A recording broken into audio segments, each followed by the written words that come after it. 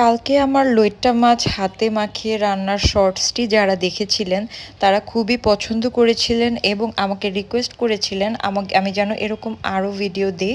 তাই আজকে আমি আবার নিয়ে আসলাম পাবদা মাছ সেম ওয়েতেই ওই মশলাগুলোই ব্যবহার করে আমি রান্না করব। এখানে আমি একটি পাত্রে পেঁয়াজ এবং আদা রসুন ধনিয়া জিরা হলুদ মরিচ লবণ তেল দিয়ে ভালো করে মেখে নিচ্ছি।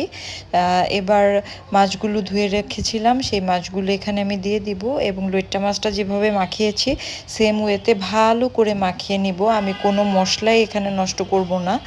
এই তো দেখুন সেম এভাবে আপনারাও এভাবে রান্না করে দেখবেন, অনেক ভালো লাগবে।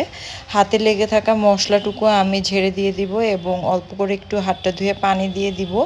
আর হচ্ছে চুলায় দেওয়ার পর কাঁচামরিচ ধনিয়া পাতা দিলেই হয়ে যাবে। 20 মিনিটের মতো রান্না করবেন। আর এই মুহূর্তে যারা আমার ভিডিওটি দেখছেন, যদি আমার ভিডিও আপনাদের ভালো লাগে লাইক কমেন্টস এবং সাবস্ক্রাইব করবেন।